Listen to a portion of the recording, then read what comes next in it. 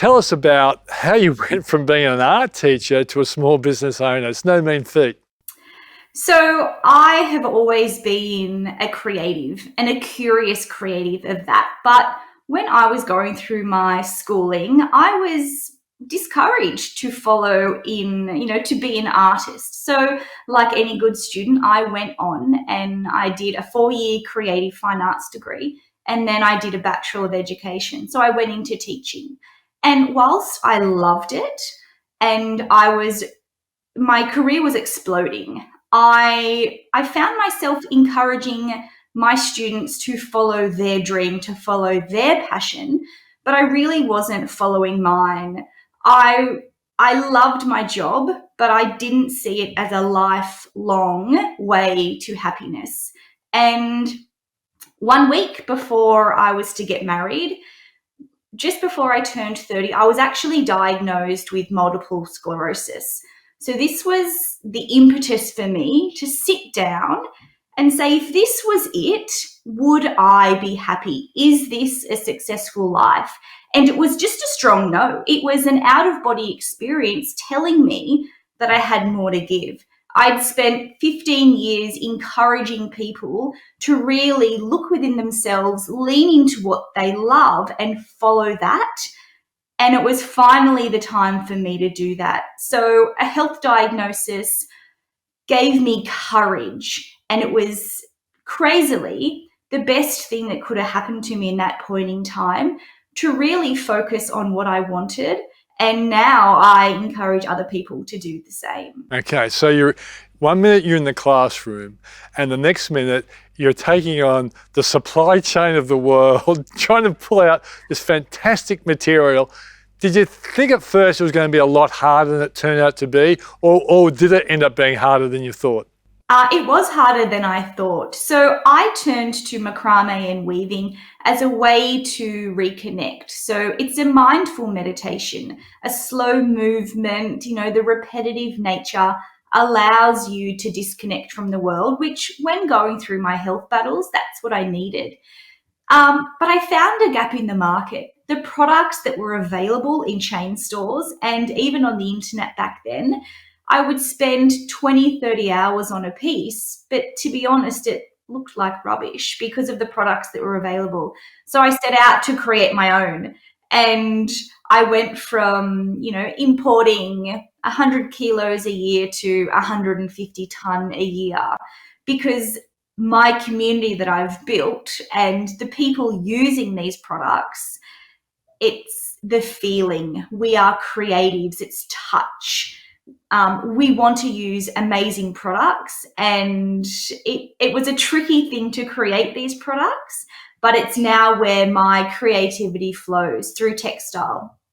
Were there any businesses out there that, in a sense, became an inspiration to help you conceive and develop this great business of yours? So I always looked up to Greta, who has a catch cry that says, take a product and change one element of it. So it's not about reinventing the wheel. It's about creating or finding a product and then changing one element to create a new product.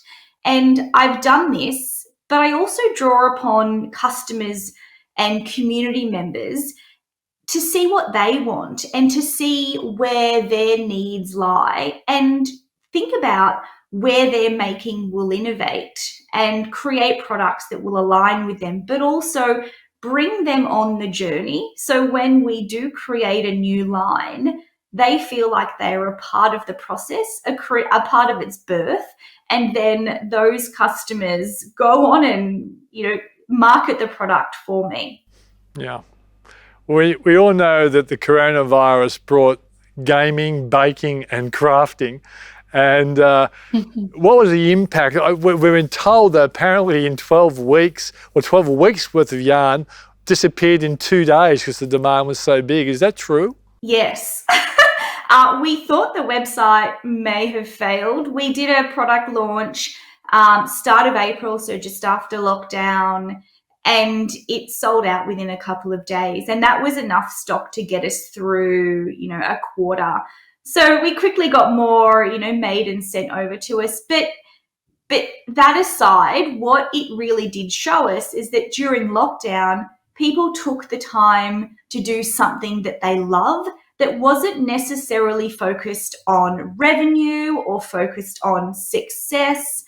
We saw people don't feel like they are creative. People don't think they have time to do these things. But during COVID, people were given time. And the fact that people were baking sourdough, they were knitting and creating with their time, it really was beautiful for me to see, whose main vision is to enable people to connect through creativity. It was just wonderful to see so many people exploring new areas. Okay, so one thing we've known has developed because of COVID-19 is there's all these sort of subcultures of social media out there, including small business, TikTok, and dedicated communities to crafting.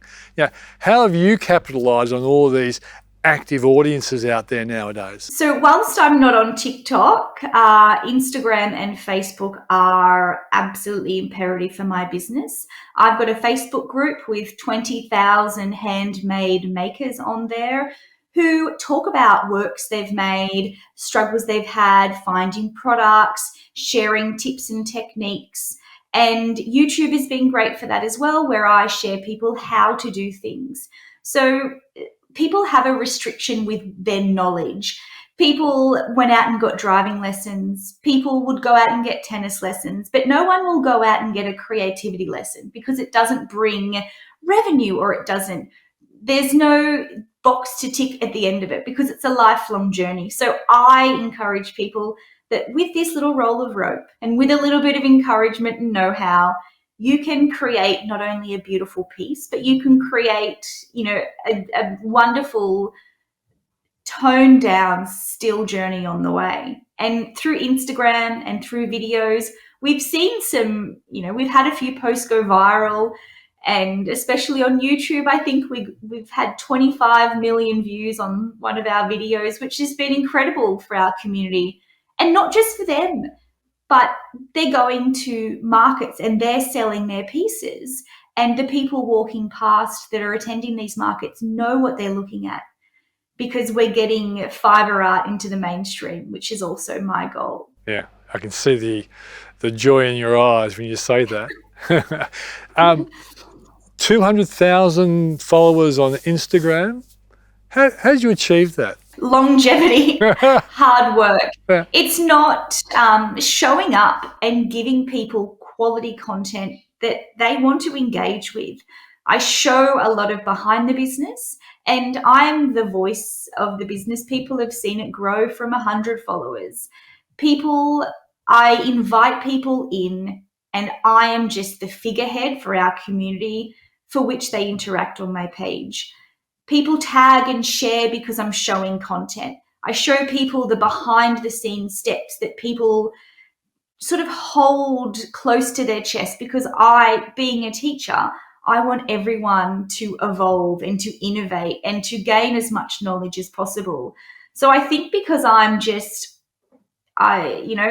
that nothing is off limits with what I will share to encourage and invite other people to learn. Yeah.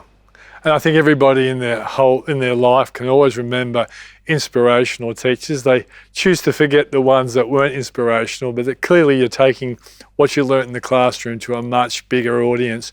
Finally, what's next for Mary Maker Studio? So I always have new collections and new products lined up, but I think travel is the main thing to me. I need to get to some of these countries to get my feet on the ground and work with the communities who I've been talking to online for a while.